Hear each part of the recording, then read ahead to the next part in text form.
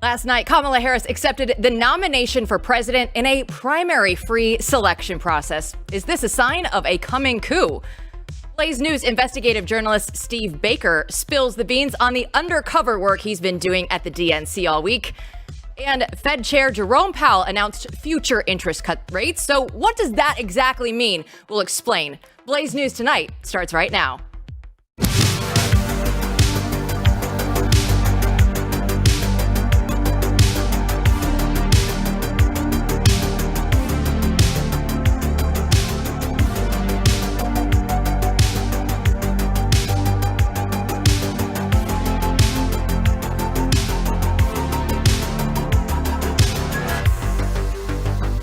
Welcome to the chaos. I'm Jill Savage. Today is Friday, August 23rd. Last night at the DNC, Kamala Harris accepted the Democratic Party nomination for president, and she's faced criticism from her own party for the primary-free nomination process after Joe Biden did not seek re-election. So here to discuss with us today is Jesse Kelly, host of the Jesse Kelly Show, and you wrote the book, The Anti-Communist Manifesto. So is this a hallmark of the communist regime coming for America? Well, yeah, it's how they view everything, Jill. You know about this. You talk about this all the time.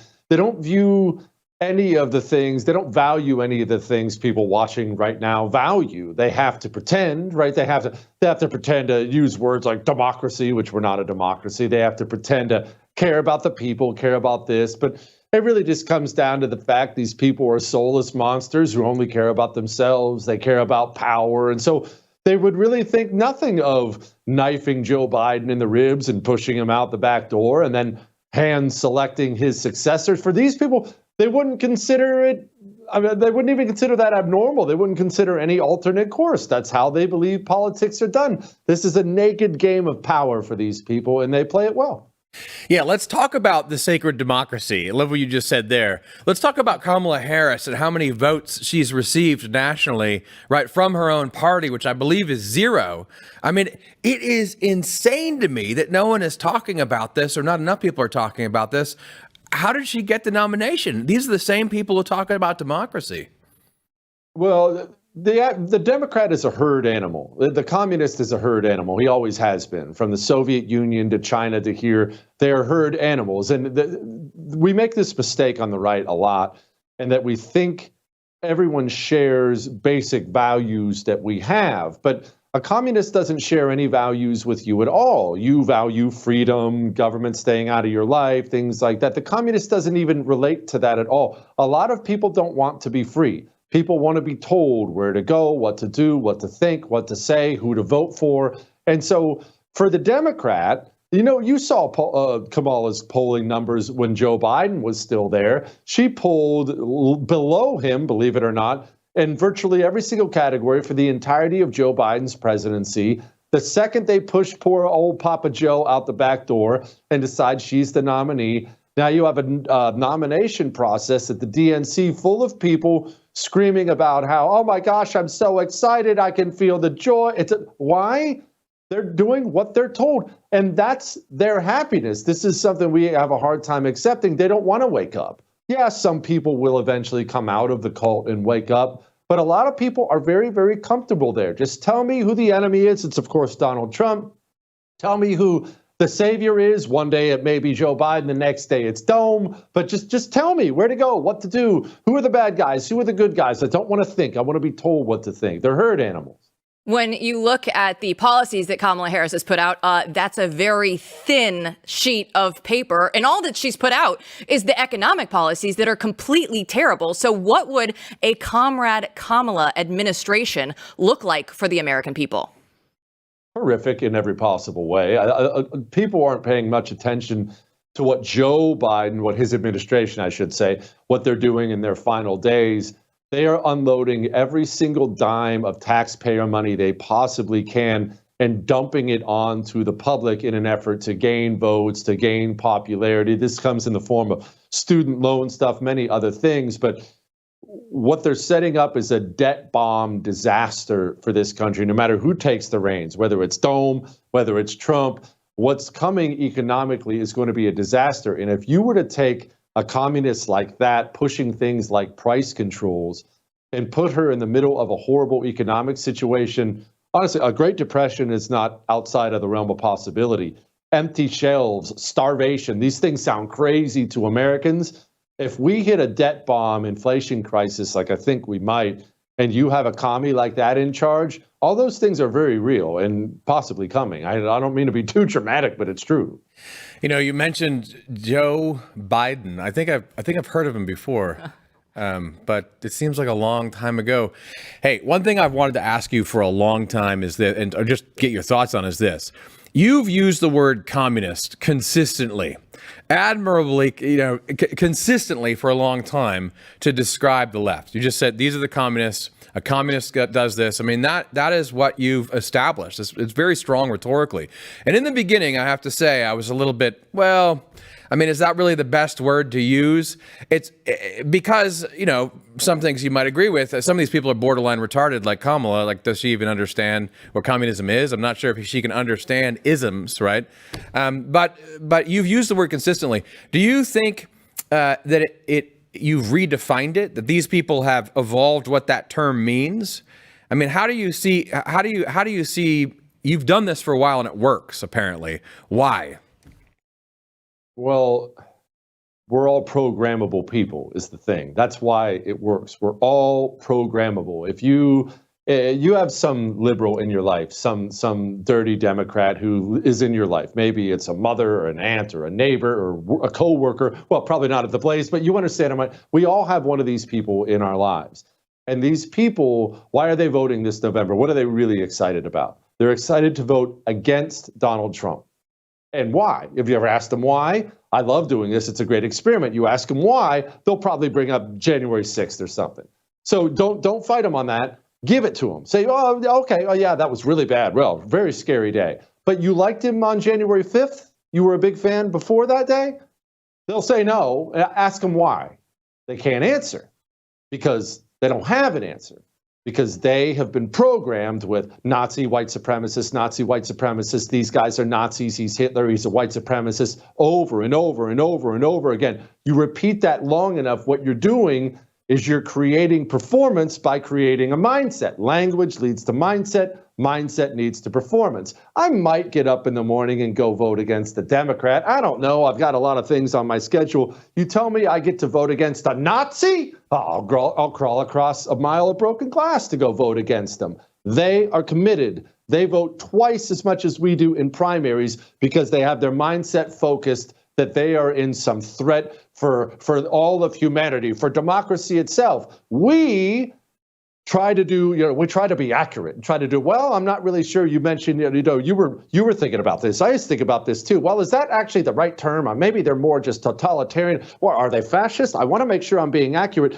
We sit and quibble about details while they're telling everyone they're fighting against Nazis. So who's going to go vote against the Democrat as hard as you vote against that? You must get it through to people. Labels matter, and the communists have understood that for a very long time. They'll scream in your face that you're a member of the KKK for years, and then we wonder why these people turn out to vote in elections, and we do not. That is why. We try to be accurate about this whole thing. And by the way, it is accurate. Dome is a red diaper baby. Her dad was an open Marxist professor. These people are communists. That's what they are. And so we should call them what they are to create the right mindset and normie norm so he can get off his butt and go vote. And they are very committed to the cause. And one of the big headlines, though, today is former Democrat RFK Jr. Has dropped out of the presidential race and actually gone back and endorsed Donald Trump. So what is your initial take when you saw that today? It's a big deal. It feels like everyone knows how sunny I am, but I am getting more and more hopeful that Trump is going to win this thing in November because it feels like the momentum's that way. Democrats weren't really able to create much. You normally get a nice little pop in the polls after a convention. I'm hearing internally that's not the case. When you combine that with the fact the third party guy just dropped out and endorsed Trump, it feels like momentum is gaining at the right time. And that is a big deal. You guys, we're all political nerds here. You, me, everyone watching. We study the polls. They'll always pull this race, or at least they were, with Dome and Trump and then RFK, and then they would pull it without RFK, and Trump's numbers went up every single time. RFK was pulling more votes from Trump than he was from Dome, him dropping out and being so vocal about his support for Trump. Look, these elections are tight. It might make the difference. It's a big thing. It's a big thing. It's a big deal. It's a good day. Jesse Kelly, he knows communists the way that Rush Limbaugh knew the liberals. Thanks so much for joining us, Jesse. Appreciate you guys. Investigative journalist Steve Baker will reveal what he saw undercover at the DNC. Don't go anywhere.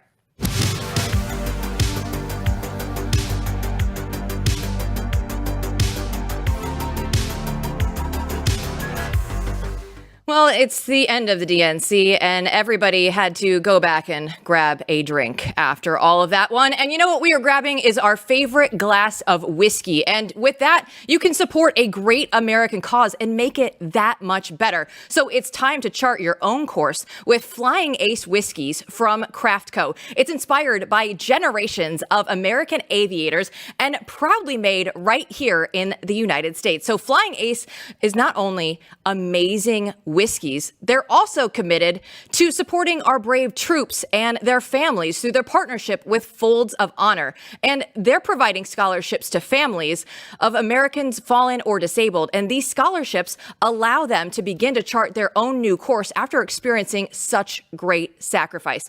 Flying Ace whiskeys are proud to be American because they are American made. And they're American proud because they're helping to support our heroes and their families. So don't wait around. Today is the day to get your own and see what the hype is all about. Go online at flyingacesspirits.com and use the code America to get free shipping. That's flyingacesspirits.com, code America for free shipping. Steve Baker is an investigative journalist for Blaze Media, and he was on the show earlier this week, but only by phone. And that was for a reason. So today, he finally joins us by a video call. So Steve, tell everyone what you've been doing in Chicago this week, because we've been waiting all week to hear these stories. Jill, it's finally exciting to be able to talk about it without trying to hide my identity and hide behind our cover. We were embedded with one of our friendly organizations, friendly to the Blaze, and we were basically on a fact-finding operation. We were in one of the hotels that was greatly populated by delegates. I mean, literally, when I say hundreds or maybe even thousands, this is a hotel with 1,600 rooms. And obviously, it was mostly booked by the DNC delegates, congressional members, senators, governors, all types of politicians within the Democratic Party machine. And what we were doing was essentially looking for a way to, basically enter into conversation without being confrontational, and to find a way to get as much information from the inside as we could about what their thoughts were, what their hopes are, what their anticipations are for this coming election season. And I think we were very successful in so doing. And it was good. A lot of people were worried that I would be recognized in this, but the reality is I don't think that the average DNC delegate maybe watches or listens to Blaze. I did have a couple of people that recognized me. They said, I know you from somewhere. Where is that? But then part of my story is that, of course, in real life, I am a musician. I said, you've probably seen me on stage somewhere before. So that was my primary cover.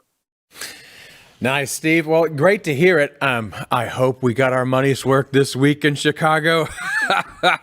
Sending you out there was a curveball and a very interesting project. Of course, Julio was there all week with the protests, which really didn't go as crazy, I think, as everyone thought, but they were real. Can you say a little bit more about the product at the end of this, like what we'll be seeing? Yeah, I would say I'd like to start off by saying this. I didn't do this alone. If I've had a genius idea in my life to get people to break the ice and to talk to me openly and freely, one of the things that I did is I actually hired an actress and a model to come to Chicago with me. Gorgeous young lady. This is what she does for a living and has for her entire life. And she was able to, where I couldn't break the ice, she was easily able to break the ice. And not just with, men at the bar or in the lounge or something. Women loved talking to her. They loved talking about, because she's obviously an actress. And so it was our model. And so they loved talking makeup and getting the conversations going on a more casual and a more human basis. And then we were able to steer the conversations in other directions. Now, having said that, and I think I mentioned this on the phone on Wednesday, is that we're not going to be able to reveal one of these James O'Keefe or Project Veritas type moments because it just doesn't happen really with just basic political conversation. And here's why. It's because the speakers at the DNC are already saying all of the most radical things with their outside voices already. So when you're getting delegates and even politicians, people running for office right now, we talk to people that are lady that's running against Matt Gaetz in Florida. We talk to the chairman of the Senate Democratic floor, I forget what floor manager for Kentucky, politicians out of Tennessee, Pennsylvania. Those were the main delegations in the hotel where we were staying. And so we had a lot of conversations with quite a few important people within the Democratic Party, but we're not going to get those surprise, shocking statements because what's shocking anymore coming from them? They're as extreme as they can possibly be. The reality is that, and there's no other way to say it, if I had to give you an overall impression of all of the conversations we had this week, this is a party of people that are motivated by their feelings.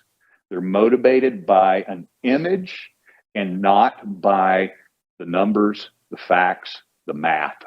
That's not how they're processing their own politics. It is a feelings-based party. It is the way they look. It is the way they feel. It is who they choose to sleep with, how they dress, what gender they decide to be, and it's all based on feelings. With, of course, obviously the overriding sacrament of abortion seems to be the largest driving factor for the Democratic machine. Of course, that seems to be that way every cycle, but it's particularly evident this time.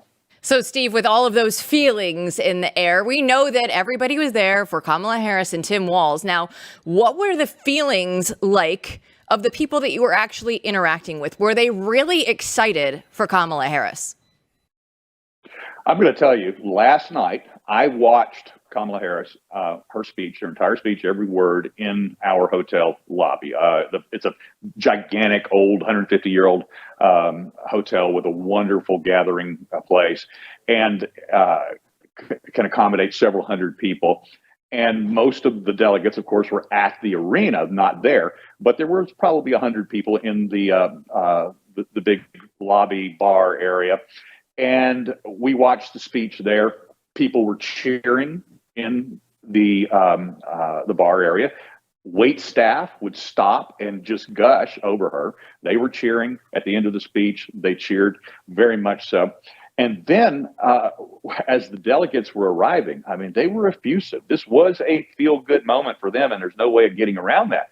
And, of course, the people that we talked to last night told us, many of them have been to several conventions, the DNC meetings, and they said it was the best speech they had ever seen. It's far surpassed anything that they've ever witnessed before.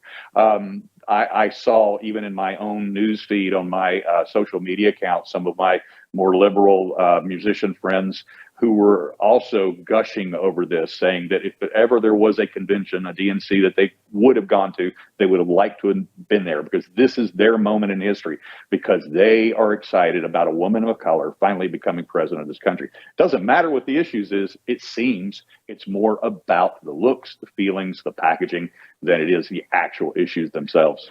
Well, former FBI Director James Comey is drinking the Kamala Kool-Aid. He endorsed her for president on X, writing that Kamala Harris made me feel like it's finally morning in America.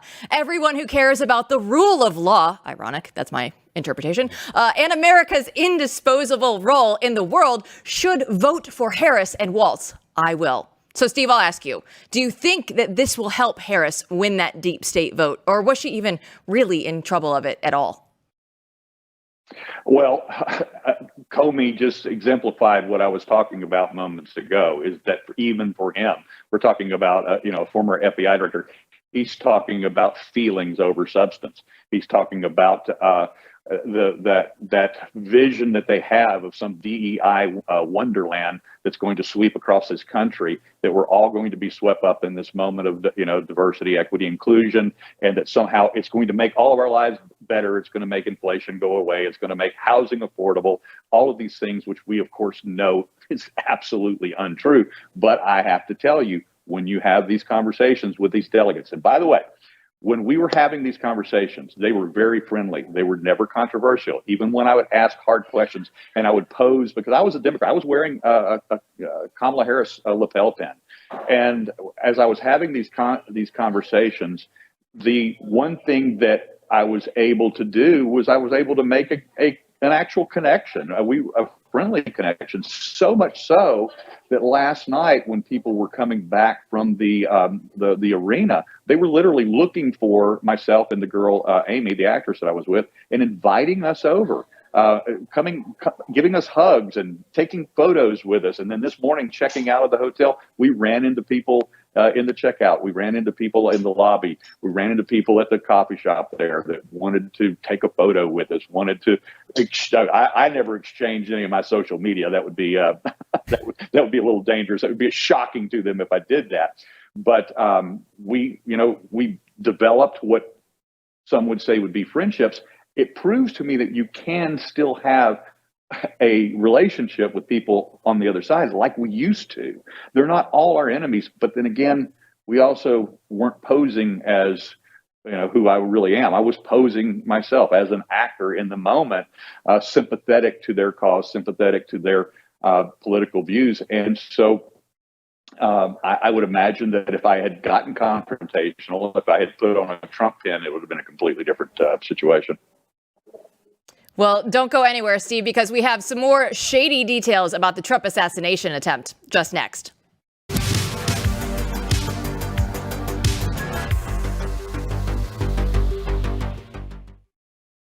It's been over a month after the Trump assassination attempt, and so much remains unanswered, which only fuels the talk of conspiracy. So, Steve, let's bring you back in. So how much merit is there to the possibility that this could be a deep state cover-up? Well, I'm convinced that it's a deep state cover-up. We just have to decide, and we have to find out and learn whether they're covering up their deep state incompetencies or they're covering up something much more sinister.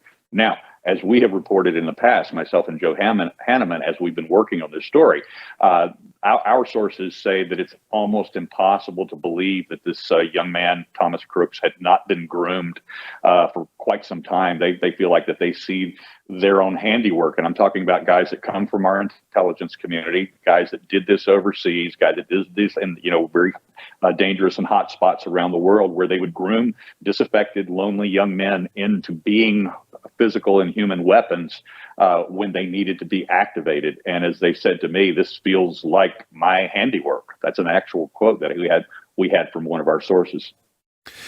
Steve, what do you make of the news coming out yesterday that Secret Service agents were actually placed on leave after the assassination attempt?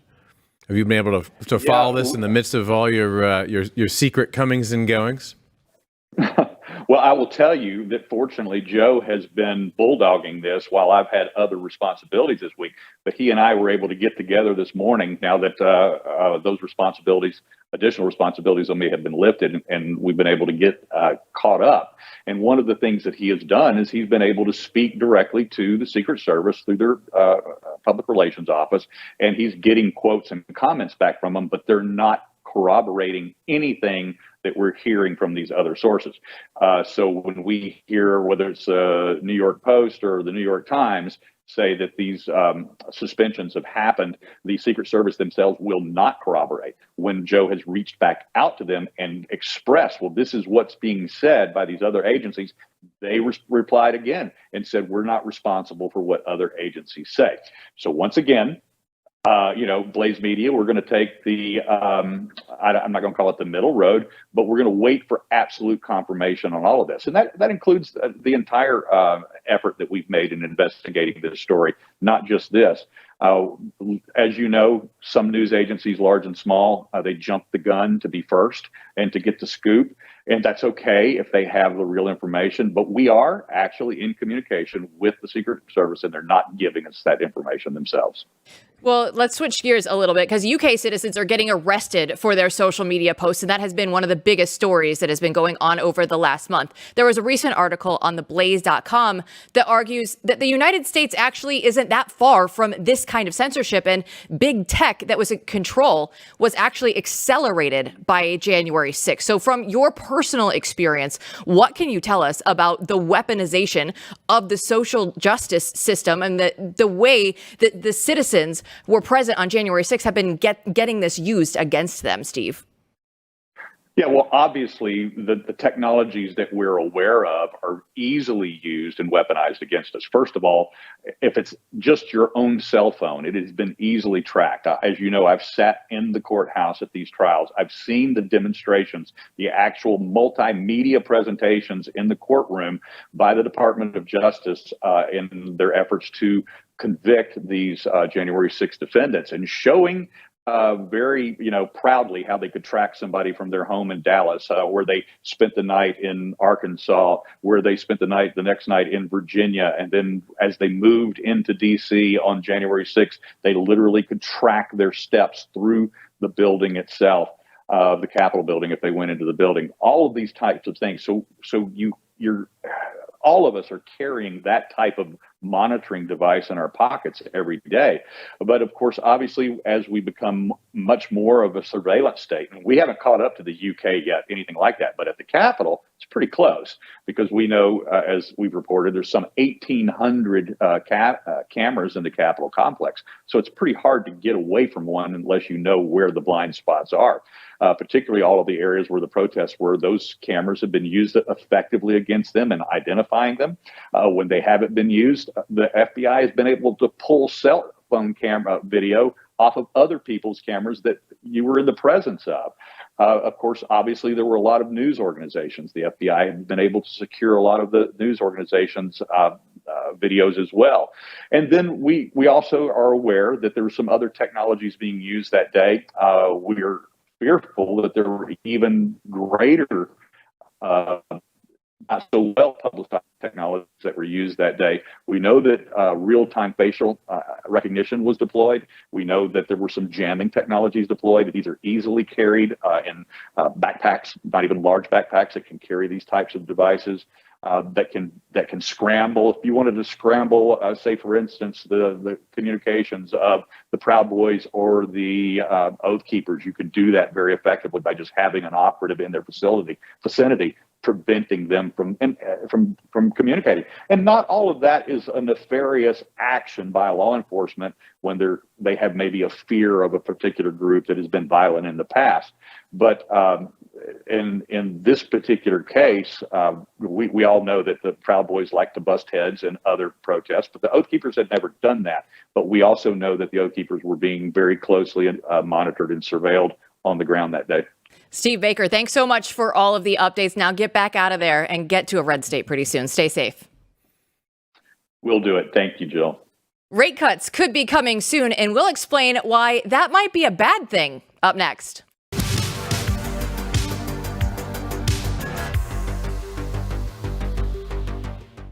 Did you know there's nearly $1 trillion of infrastructure and pandemic funds that has yet to be spent? That's right. There is a massive amount of money in the lame duck administration, and it's pushing hard to spend in their last few months. Now, if the president is able to push these funds out, we could see another prolonged inflation surge just like we had during COVID. And I'm sure that everyone remembers the terrible effects that high prices have had on most Americans. But there's still hope, because a surge in prices can be beaten. A gold IRA from Birch Gold Group is the ultimate hedge for inflation to get your savings in uncertain times. So to see how to protect your IRA or 401k, get your free info kit on gold by texting the word Jill to 989898. Birch Gold makes it seamless to roll over your retirement account while still preserving your tax advantage status. So don't wait for the president's spending spree to tank the dollar even further. Protect your financial future right now. Text Jill to the number 989898 for your free info kit from Birch Gold. Earlier today, Fed Chair Jerome Powell indicated that interest rate cuts could be coming soon. Let's take a listen. The time has come for policy to adjust. The direction of travel is clear, and the timing and pace of rate cuts will depend on incoming data, the evolving outlook, and the balance of risks.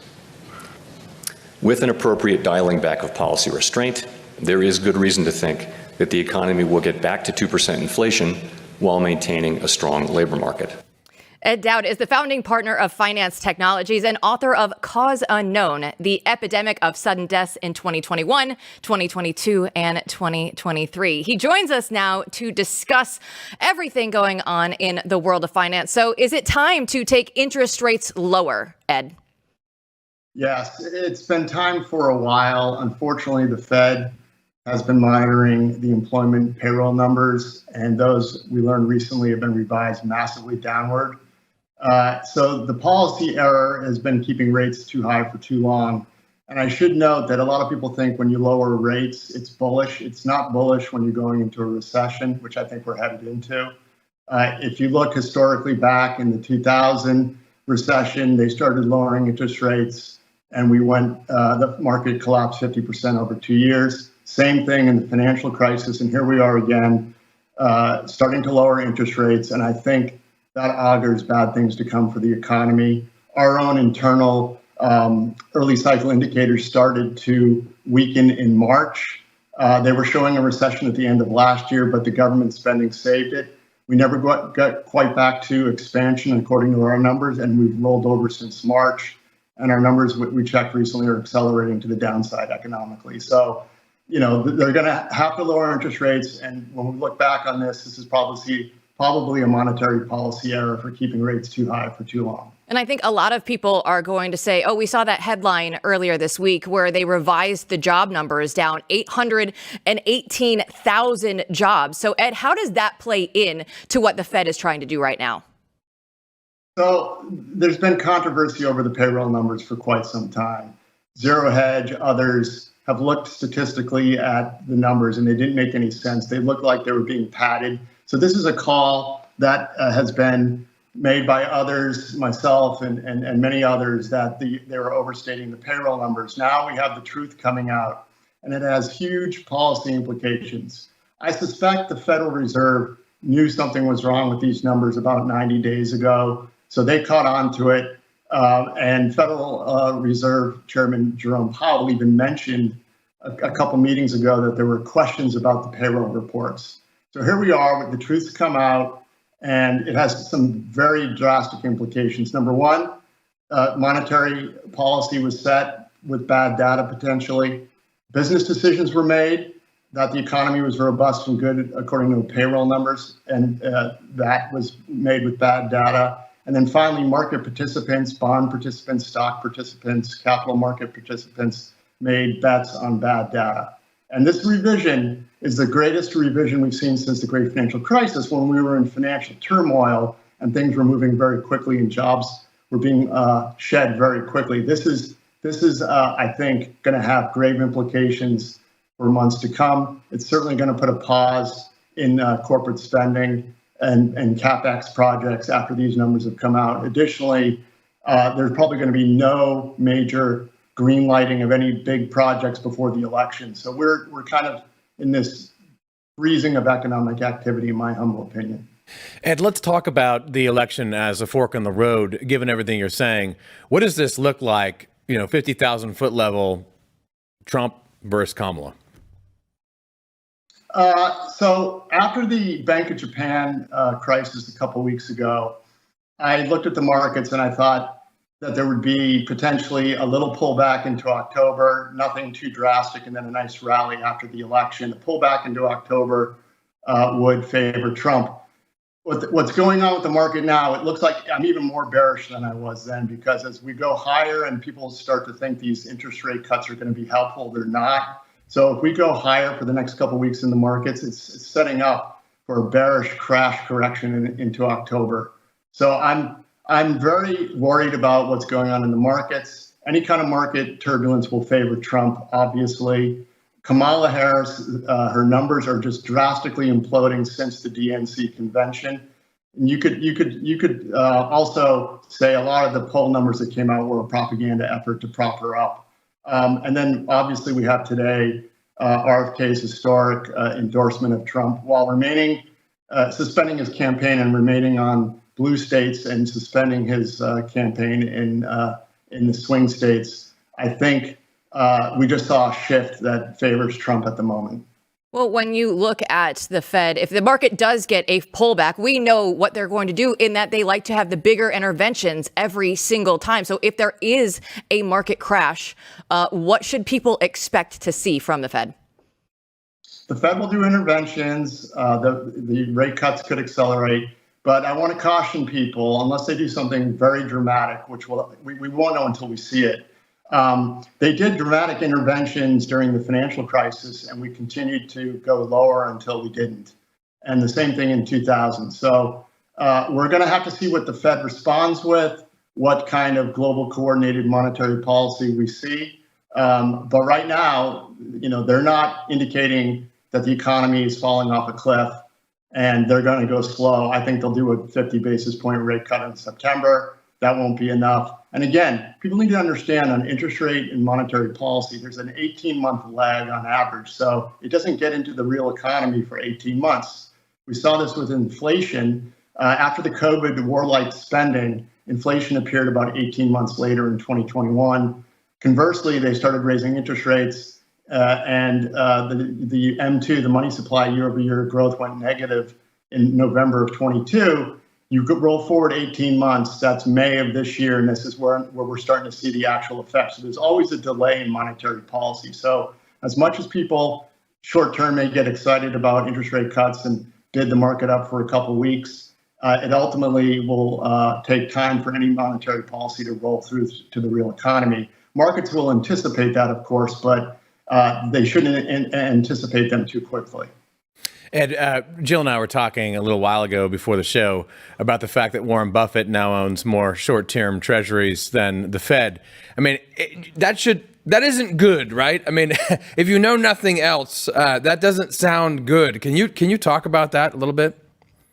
Yeah. So look, Warren Buffett is doing what I've been telling people for well over a year. If you're worried about what's coming, put some of your net worth into T-bills or short-term government money market funds. What Warren Buffett is telling you is he owns 4% of the T-bill market. He just blew out of a bunch of positions in stocks the last quarter. Warren Buffett doesn't play for a 10, 15, 20% correction. He is playing for blood in the streets, and he doesn't know the timing, but he knows that over the next year to 2 years, he's going to have an opportunity to pick up bargains. So if Warren Buffett is already acting with his capital and sitting in T-bills, that should be very alarming to most people. He sees something that others don't see. He probably sees what I see, or he sees something even more than I see. He's got way more information into the halls of government and countries than I do. So, if Warren Buffett is telling you to be in T-bills and to step aside, I would listen. Yeah, Warren Buffett knows more than all of us combined. And when we look at the recovery since COVID, it's been that K-shaped recovery. Warren Buffett right there on top. But we've seen then the erosion of the middle class. So the last question to you is, how much tighter can that get? How much more can the middle class be squeezed right now? That's what we're going to see in this economic downturn. The credit cards defaults are record highs. We're seeing auto loan defaults. The middle class is being squeezed, and that is the lifeblood of the economy. And it's going to finally come home to roost in the next 12 months. Additionally, what's being proposed by the Harris administration is policies will erode and destroy the middle class further. I put out a tweet yesterday about corporate tax rates and raising them. Corporate tax rates are a tax on production. So if you raise corporate taxes, capital, which can move around the world at lightning speed, will leave the U.S. and go to other more favorable tax havens. That will mean less middle class jobs created over time. It won't happen overnight. So that's a bad policy. They proposed a unrealized capital gains tax, which will cause markets to crash because people that don't have the money will need to sell the asset to then pay the tax. The policies that this administration, Kamala Harris and Walz are proposing are middle class destroyers. Well, Ed Dowd, one of the best at putting all of the political and economic stuff together, in my humble opinion. Thanks so much for joining us. Thanks, guys. Great to be here. We'll have a couple of brands that you can choose instead of all those woke corporations up next.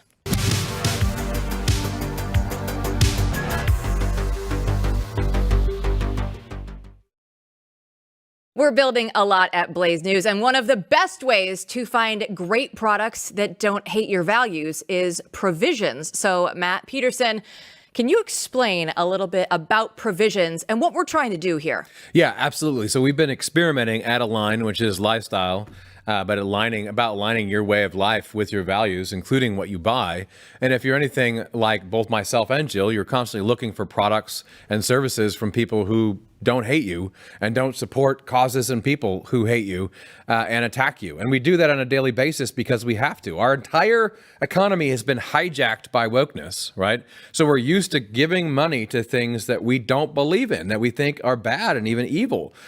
So provisions is all about better alternatives. It's just about alternatives that are better than the mainstream brands that have gone woke.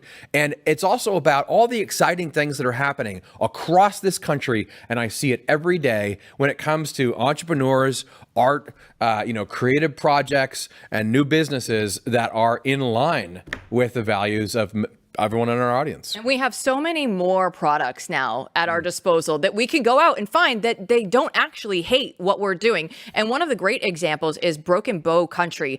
It's a 17-year-old that has amassed a huge following on Instagram.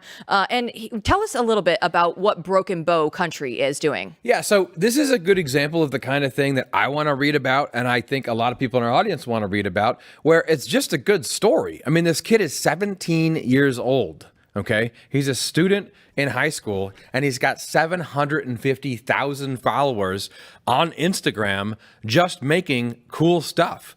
I mean, original artwork that he gave over $10,000 to people who suffered in the assassination attempt against Donald Trump. He's completely out politically on the right, and he's just making cool stuff that people want to look at and buy. Now, here's what's interesting. This is artwork and content he creates for country and Western music.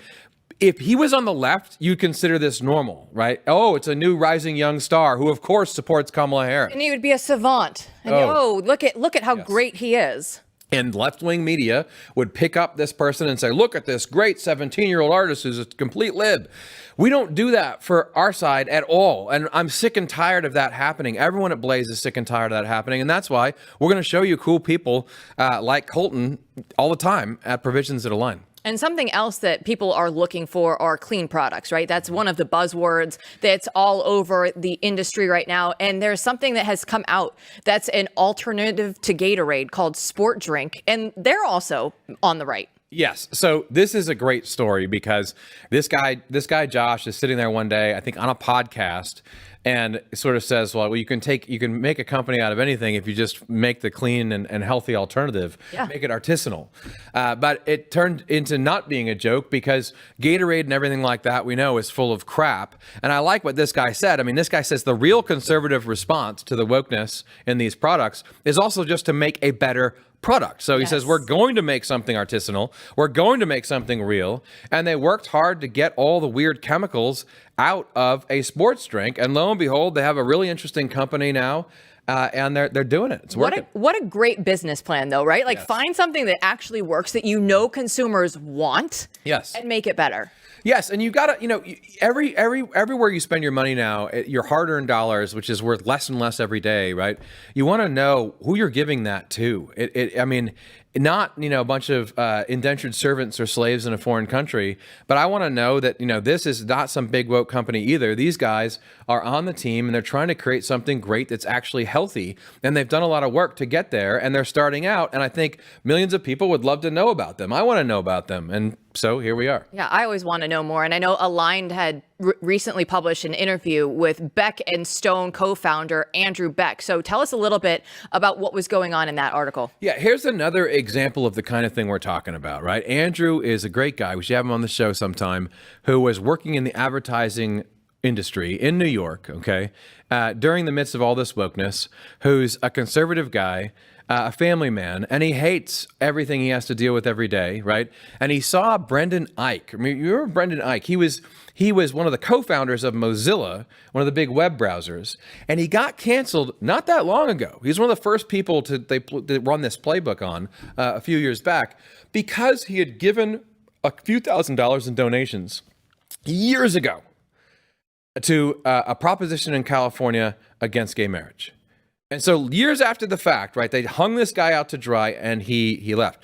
Now, Brendan Eich went on to do something that Andrew and I both admire, and Andrew talks about it in this article. He didn't just complain and go on conservative media. He didn't go on conservative media at all and say, oh, I was canceled because of my political beliefs. He went out and founded a new company and a new web browser called Brave, which is an incredible product that he's just been steadily working at for the last few years. That is what Align is about. That's what we're going to shine a light on. And that's what people like Andrew, that he works for companies now in branding to help them, be stars in this parallel economy. And that's so necessary. So is this representative of something for the bigger picture that you are actually trying to articulate and say, this is what we need in America, because we don't want to just go out there and give our money to people that hate us all the time. Yeah, and it's not, so it's about even more than taking your cash and putting it towards people who support you. It's about something more than that. It really is a commercial cultural movement where people in business and in different aspects of the economy and culture want to build differently around a different set of values. And that means making better products. What is healthy and what is not healthy? Well, that matters a lot when it comes to, products and services. Do you care about the family?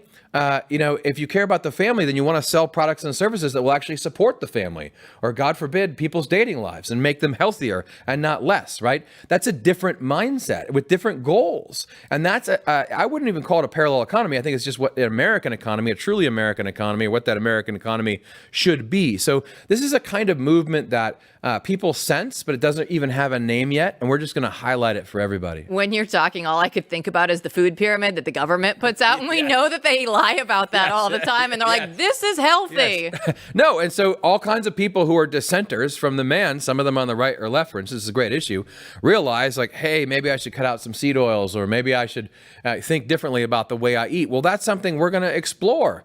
And it's not only explore, it's then who's creating products that are actually healthy, like sports drink. Who's gonna go out there and get rid of the chemicals and say, no, our product, and I'm out politically and I don't care, I'm on the right, and I'm making a product that you can use. That's what we want. That's literally what people have been asking for. Well, we have made it out of DNC week. Thankfully, we've all survived. Now it's just going to be the race towards the election. We'll see you back here on Monday.